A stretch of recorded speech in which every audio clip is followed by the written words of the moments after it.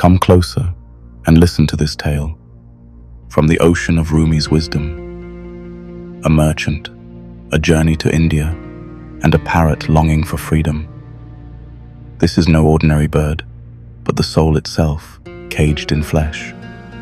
This is not just a story, it's a riddle wrapped in wings. It is a whisper from your soul, trying to remember its home. But beware, by the end, you may find it is your own cage he unlocks.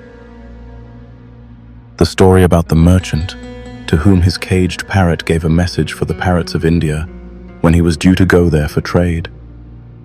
A merchant kept his parrot so confined, inside a cage you'd think he was unkind.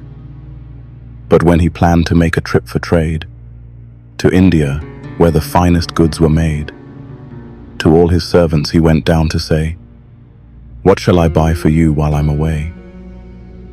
They listed things on which their hearts were set, and he swore that he never would forget.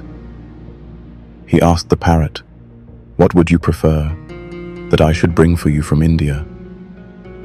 The bird said, "When you see the parrots there, please tell them all about my sad affair. Tell them a parrot pines continually to see you, but she's caged by fate's decree. She sends her greetings, and she asks for justice. She wants to learn the faith you parrots practice. She says, 'Should I stay longing here for you, in exile, and then give my life up too? Should I stay in this cage? Can this be right? While in the woods and meadows you take flight, where now is our famed solidarity.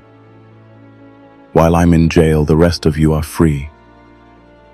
My noble friends, remember this poor bird, and drink to me tomorrow.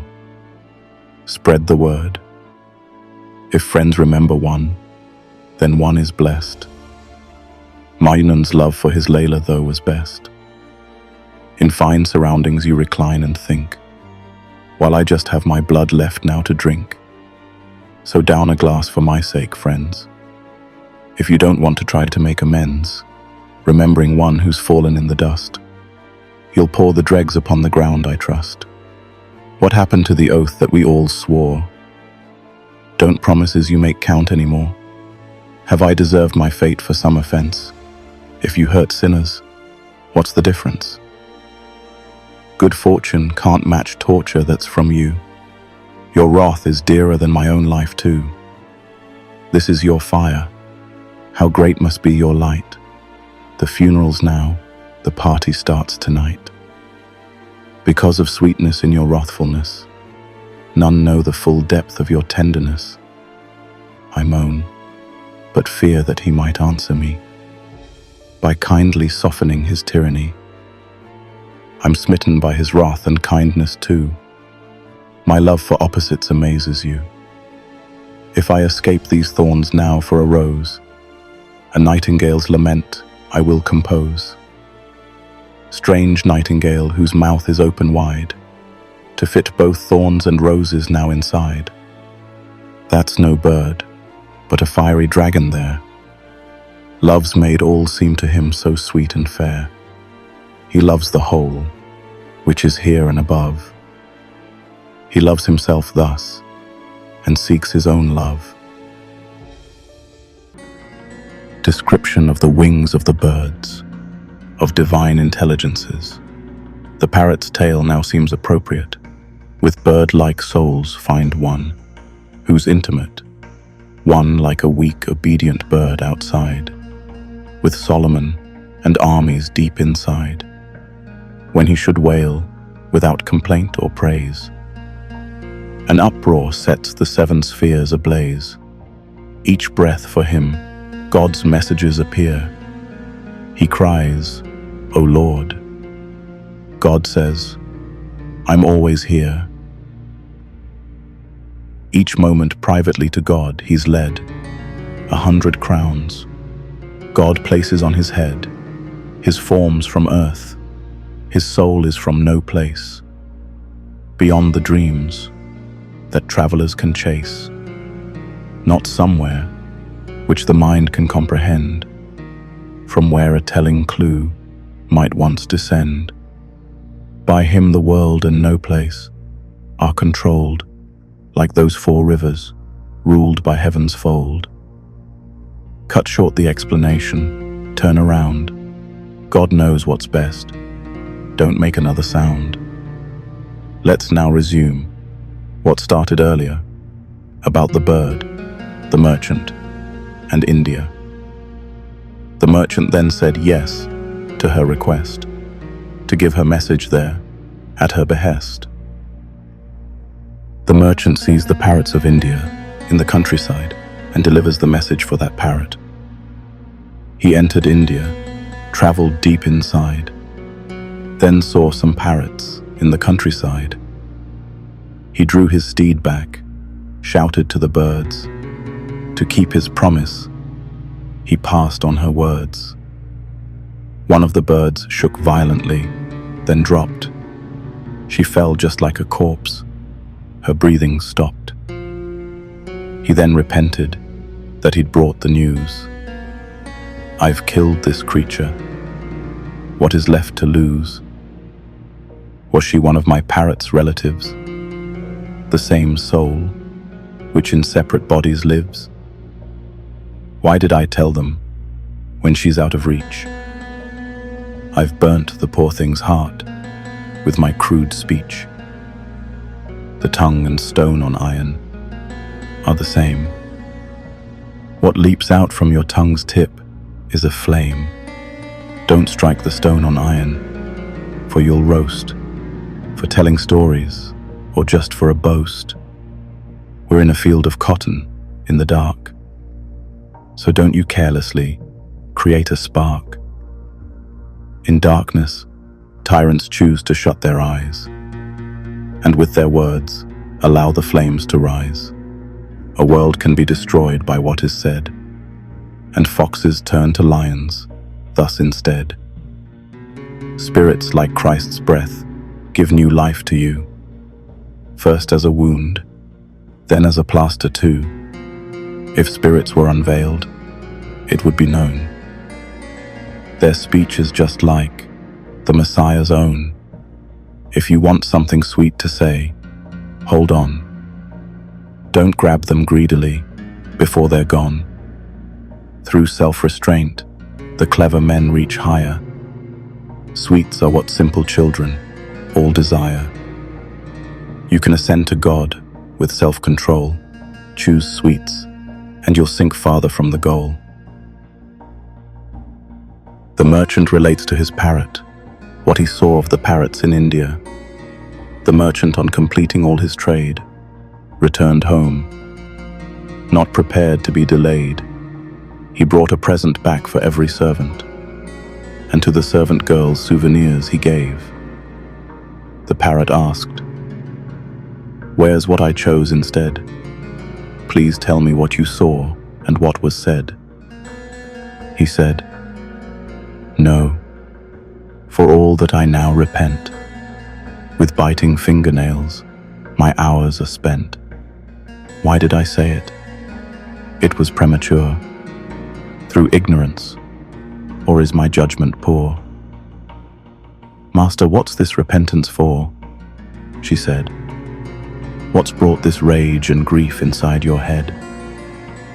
He said, "I passed on your complaint once there, to birds like you, who flew without a care. One of them felt your pain so much," she cried. Her frail heart broke, she shuddered, fell, and died. Why did I say this for my little pet? Ah, now it's done, what use is my regret? Regard the words you utter with your tongue, a dangerous arrow, which you have just flung. An arrow can't be brought back from its course.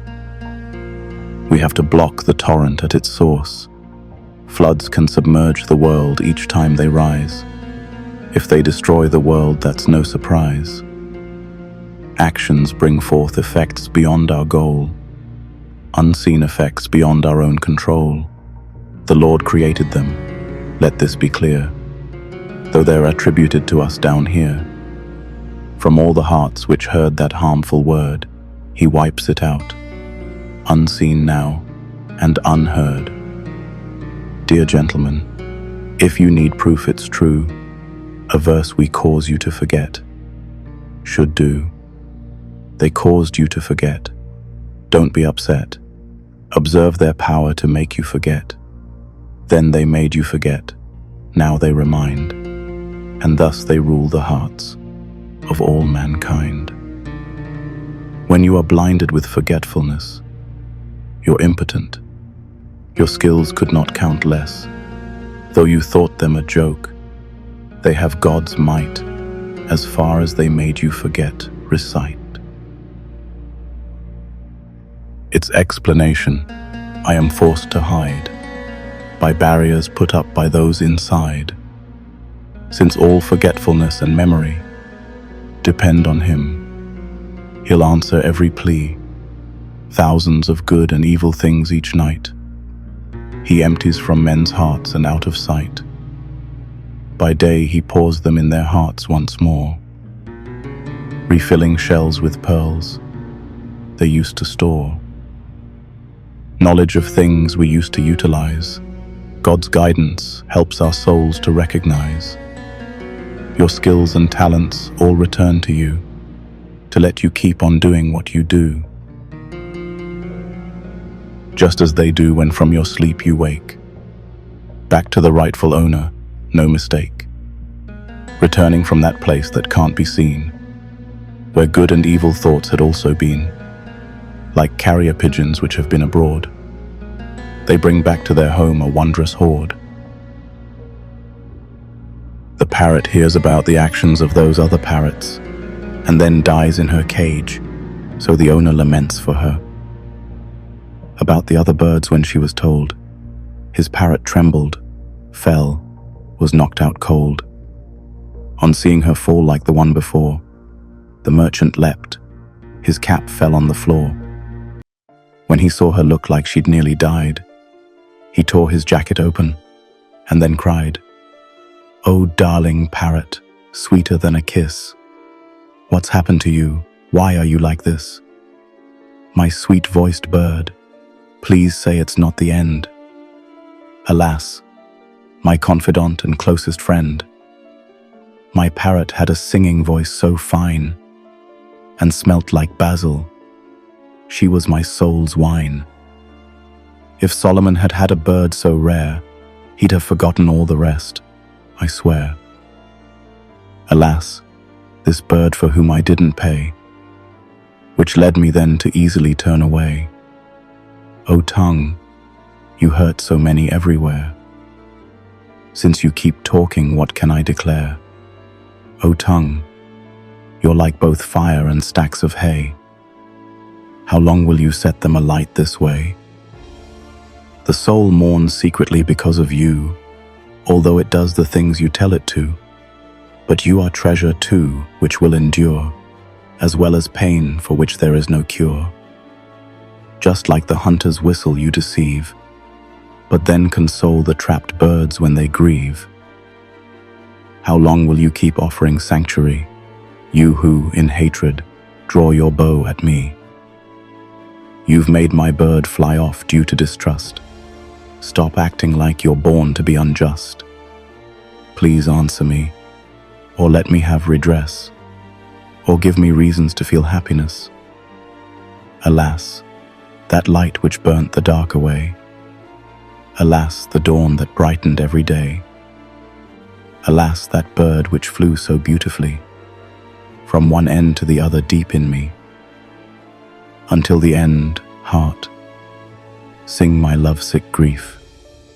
I swear, until in hardship, for relief. I fled from pain through love of your kind face. Then in your stream of scum I felt no trace. I cry, imagining you in the distance, while cut off from my blissful past existence. My parrot was a most perceptive bird, translator of my thoughts that were unheard. my lot and what would be held back as well. Right from the very start she could foretell. That bird's voice came from revelation's source. Her birth before existence took its course. Inside one, this true parrot is concealed. Through her reflection, everything's revealed. She takes away your joy, but you don't care. You even swear her tyranny is fair. Lighting your spirit for your body's sake. You've burnt your spirit, now the rest must bake. I am on fire, get tinder here for free, so you can set your scraps alight through me. For setting things on fire since tinder's fit.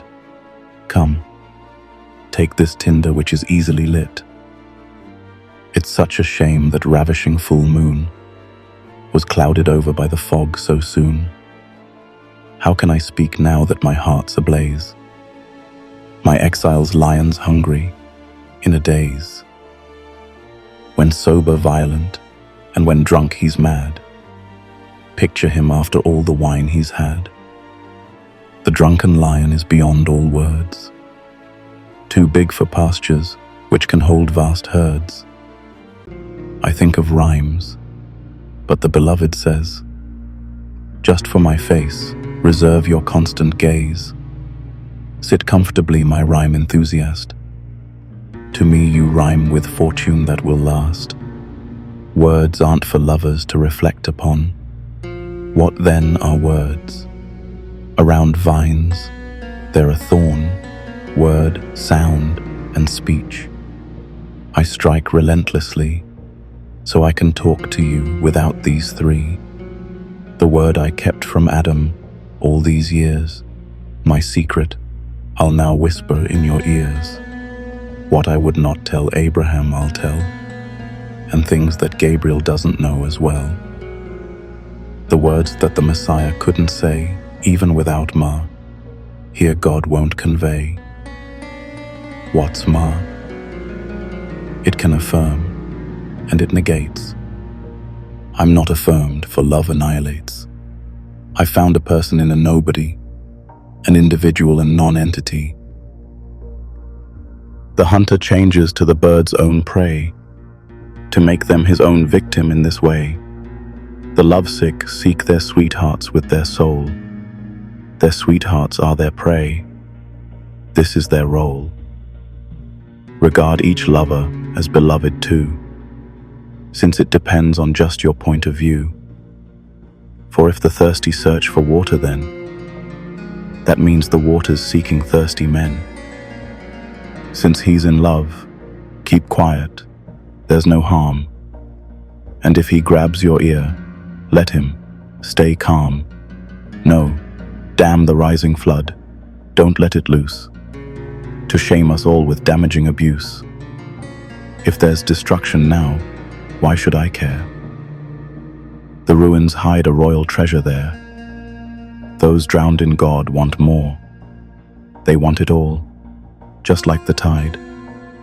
Their souls rise up, then fall. The ocean's depths or surface, which is best? An arrow or a shield? Which worthiest? You must have been ripped up by whisperings. Heart, if you can still tell joy and pain apart. The lover's life is found in death. It's known. You'll earn a heart by giving up your own. I sought his heart, but had so many cares. He made excuses, weary of my airs.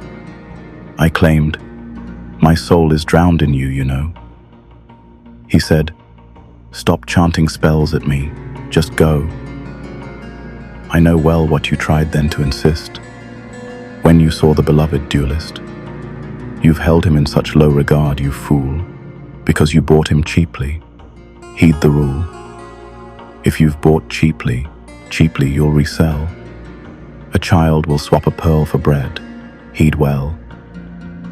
Inside the same pure love, I now have drowned, as that which lovers of the past have found. I don't explain it all, but summarize. My tongue would burn itself up otherwise. When I say lip, read, borders by the sea. When I say none, read, but the deity. Because of sweetness I look bitter now. I've talked too much. Now silence is my vow. Resumption of the story of the merchant. It is too long to detail in this text. In that last narrative, what happened next? The parrot's owner pined and burnt with pain, muttering nonsense which now filled his brain. A drowning man believes he's going to die, and grasps at straws that happen to drift by. To see if one might save him from this strife, he flaps his arms to hold on to dear life. The loved one loves to see us scream and weep. To struggle thus is better than to sleep. Persist in struggle till you meet your end. Don't even take the slightest pause, my friend, so that your final breath may be the one which wins the gift of mystic union. Whatever men and women seek to try is noticed by the soul's king's watchful eye. The merchant flings the parrot out of the cage, and the dead bird flies away. He emptied out the cage just like a cup. The parrot fell out, but then flew straight up. The dead bird soared just like the solar ray that rises in the east to start each day. This left him dumbstruck. He could not see how. Amazed, he sensed the parrot's secrets now. He looked up, asked her, "Parrot, won't you wait? Like nightingales explain our present state. Is it that Indian parrot's ways you've learned? To trick and roast me till my heart is burnt?" Yes, through her actions, she showed me how to give up my voice and loyalty to you, since it's my voice for which I've been confined. She acted dead to bring this to my mind, to say, "Sweet singing bird, pretend like me. Just make yourself look dead, and you'll be free. If you're a seed, you're feed for every chick. If you're a bud, you're just what children pick. So hide the seed and be a snare instead. Change buds to roof straw there above your head. Whoever auctions off his own best trait will soon be sent the worst of luck by fate. Evil eyes, rages, jealousies begin to pour on him like water from a skin, and envious enemies tear him in two. Friends steal his life from him. I swear it's true. Those unaware that spring is for rebirth cannot perceive what time is really worth. Take refuge in God's grace, and you will know that He pours kindness down on us below. Why seek another refuge from your plight? For you both fire and water now will fight. Moses and Noah's refuge was the sea, which showed its anger to the enemy, and fire protected Abraham as well. Smoke rose from Nimrod's heart as if from hell. The mountain beckoned John the Baptist near. Its rocks made his pursuers run in fear. It said, "Come and escape now with your life. You're safe in me from every sharpened knife."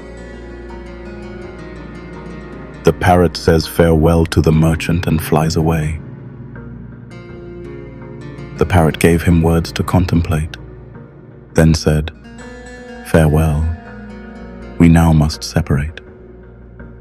The merchant said, "God be with you each day, now that you've shown me a more worthy way." He said then to himself, "I've understood to take the path of all the wise and good. How can my soul be less than that mere bird's? The soul must follow good ways, heed her words. The harm in being venerated by people and standing out. Your cage-like body is the spirit's thorn, fed by deceit from those you come upon. One says, 'I'll be your confidant, my friend,' Another, I'm your partner till the end. The next, no one can ever take your place, to match your beauty, virtue, and sheer grace. Another says, both worlds belong to you, and all our souls feed off your great soul too. When he sees people drunk with him, he'll lose all self-control. For self-conceit he'll choose, not realizing thousands just like him, Satan threw in a stream where they can't swim. The world gives flattery which men desire. Eat less, for it's a morsel full of fire. Its fire's unseen, its taste though you can tell, and then its smoke will rise as if from hell. Don't say, I'll never be so gullible. Through your desire you're always vulnerable. And should one mock you in the public's gaze, your heart will burn with shame for several days.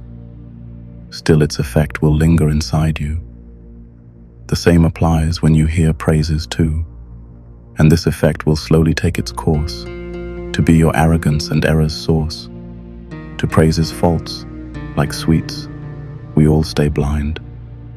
They're known through bitterness they leave behind, just like a potion or a pill you take. Then suffer irritation for its sake. Eat sweets, then feel their taste soon disappear. Short-term effects can't last. This should be clear. But they still take effect, though far from view. All things through opposites are shown to you. The self becomes like Pharaoh with such praise. Be self-abased. Don't choose that tyrant's ways. So strive to be like slaves and not like kings. Be struck like balls. Don't be the bat which swings. Or else, when all your beauty fades from view, your sycophants will then grow tired of you. That group who falsely praised you will be found, calling you devil when you come around. On seeing you arrive, such men will say, a corpse has risen from the grave today. The devil seeks a human he can curse. He doesn't come to you, for you're much worse. While you were human, he would still come up and offer you his evil drinking cup. But now you're like a devil through and through. You good for nothing. Satan flees from you. The ones who used to hold on to your hem flee from what you've become. You're worse than them.